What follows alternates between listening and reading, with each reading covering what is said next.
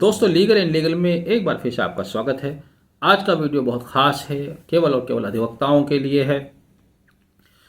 अधिवक्ताओं द्वारा बहुत समय से मांग की जा रही थी कि उनकी सुरक्षा के संबंध में कोई कानून सरकार द्वारा बनाया जाए, उस कानून को लागू किया जाए। तो वह उनकी मांग अब पूरी होती दिख रही है, क्योंकि राज्य सरकार द्वारा 8 सदस्य की जो कमेटी बनाई गई थी उसने एक ड्राफ्ट बिल तैयार करके रख दिया है, जिस ड्राफ्ट बिल को Uttar Pradesh advocate security bill 2024 के नाम से जाना जाएगा। मेरे सामने है, आज हम इसी पर चर्चा करेंगे। लेकिन जब मैं इस बिल को देख रहा था, मैंने देखा कि जो 8 सदस्यीय टीम है, जो सदस्य कमेटी बनाई गई थी, उस कमेटी में सभी लोग अधिवक्ता पुरुष हैं। Bar council of Uttar Pradesh के फॉर्मर चेयरमैन हैं। तो यहीं पर मेरी एक आपत्ति है, इसमें कोई ना कोई महिला जरूर होनी चाहिए थी, क्योंकि महिलाओं की अपनी ग्रीवेंसेज होती हैं, अपनी प्रॉब्लम्स होती हैं, और महिलाओं को पूरी तरह से नज़रअंदाज कर दिया गया। आधी आबादी है, वैसे भी लीगल प्रोफेशन में महिलाओं की तादाद बहुत तेज़ी से बढ़ रही है, और उसी के साथ साथ उनसे रिलेटेड समस्याएं भी, शिकायतें भी बढ़ रही हैं। तो कोई ना कोई महिला इसमें मेंबर होनी चाहिए थी। या इसके अलावा यूँ भी किया जा सकता था कि प्रदेश के हर जिले से ना सही हर मंडल से एक वरिष्ठ अधिवक्ता को भी इसमें मेंबर दिया जा सकता था। बहरहाल ये कमेटी बन चुकी है, इसने अपना ड्राफ्ट पेश कर दिया है। तो हम जानेंगे क्या है इस ड्राफ्ट में, जो कि कानून की शक्ल लेगा।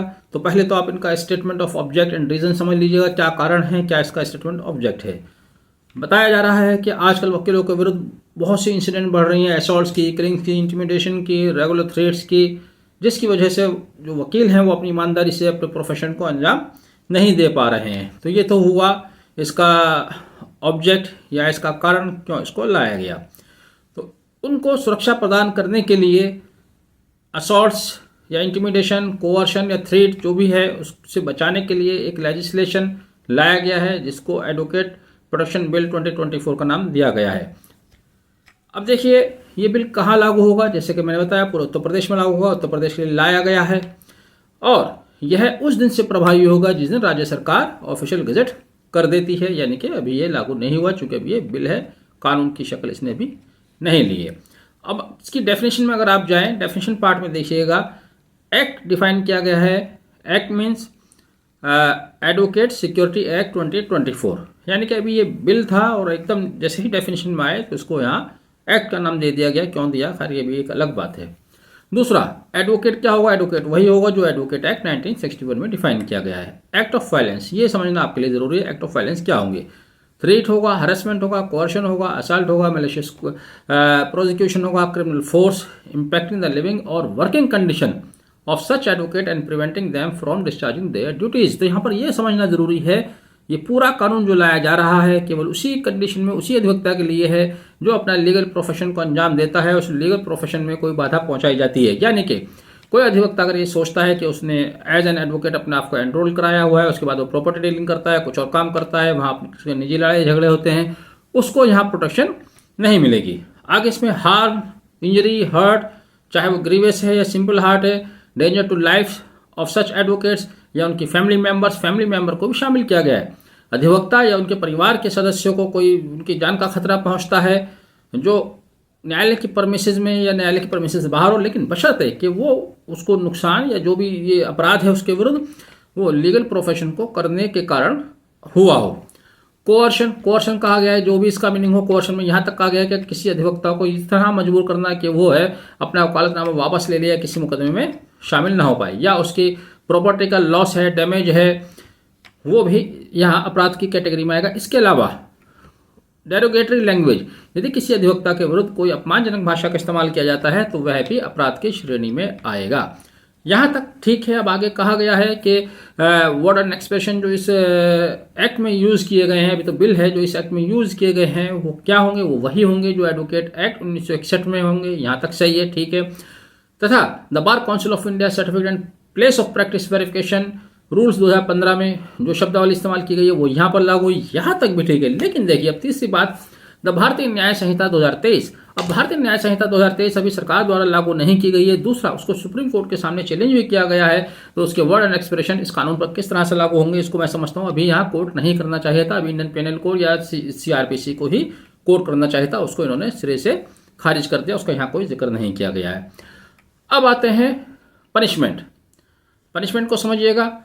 यदि किसी अधिवक्ता के विरुद्ध कोई ऊपर जो हमने बताया है ग्रीवियस हर्ट पहुंचाई जाती है या उसके साथ कोई इस तरह का अपराध कारित किया जाता है, तब ऐसा अपराध पहुंचाने वाले व्यक्ति को 6 महीने की सजा, जिसे जिसे 5 साल तक बढ़ाया जा सकता है।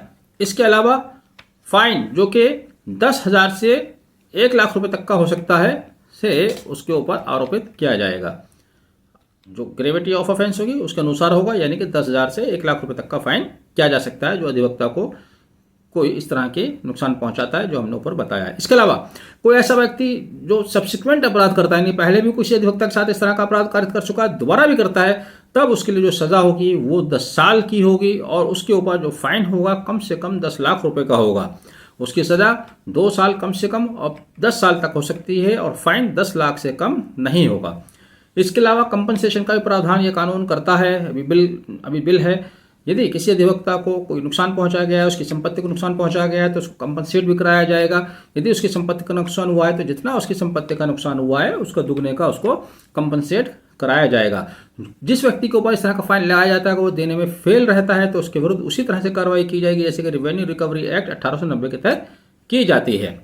अब देखिए, फिर वही बात आती है nature of offence and jurisdiction of court. Nature of offence और जुडिक्शन ऑफ कोर्ट वही होगा जो भारतीय नागरिक सुरक्षा संहिता 2023 में पनिशेबल है।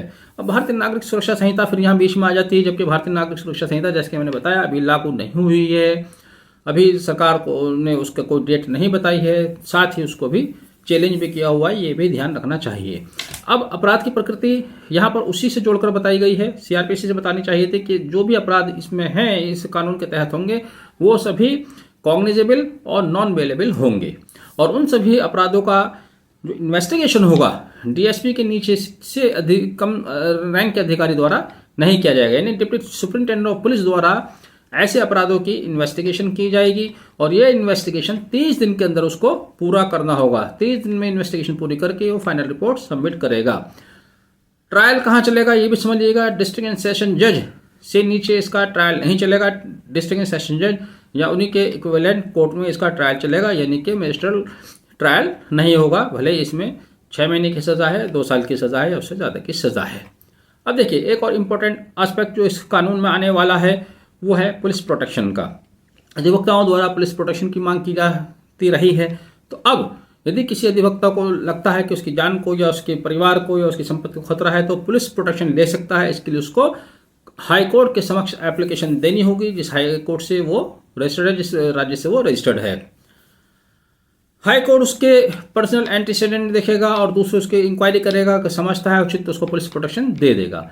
जो प्रोटेक्शन दी जाएगी, यहाँ पर खास बात देखिएगा, जो प्रोटेक्शन दी जाएगी राज्य सरकार उसको वापस नहीं ले पाएगी। राज्य सरकार अगर उसको वापस लेती है तो उसको 15 दिन पहले नोटिस देना होगा अधिवक्ता को। साथ ही जहां का मामला है, अगर डिस्ट्रिक्ट लेवल का मामला है तो डिस्ट्रिक्ट जज से, और अगर हाई कोर्ट लेवल का मामला है हाई कोर्ट या सुप्रीम कोर्ट लेवल का मामला है सुप्रीम कोर्ट के जज से उसको परमिशन लेनी पड़ेगी।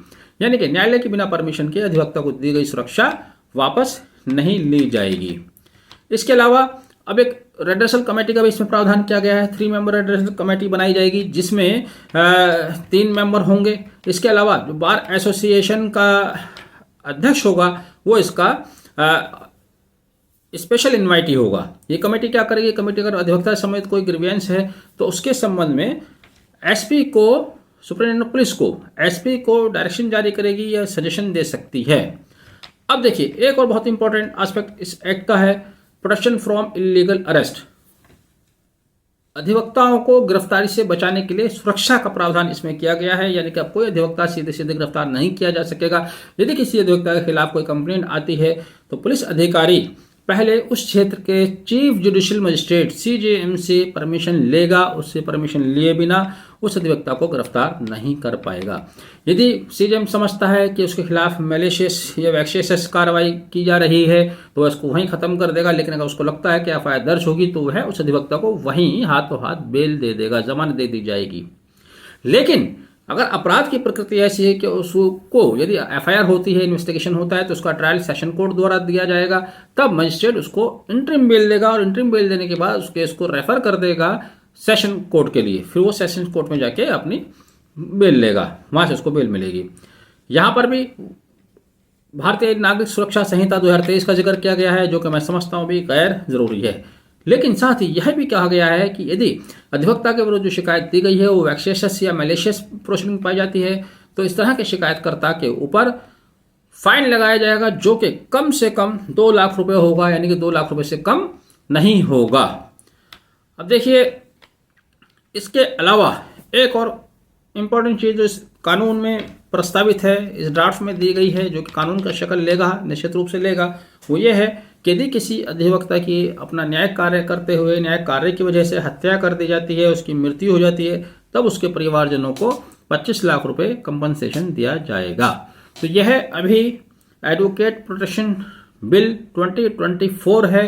जैसा कि कहा कि राज्य सरकार जब इसको नोटिफाइड कर देगी तब ये कानून की शक्ल इख्तियार कर लेगा। तो 2 चीज़ें, एक तो चलिए कमेटी बन गई, उसको हम नहीं कहते।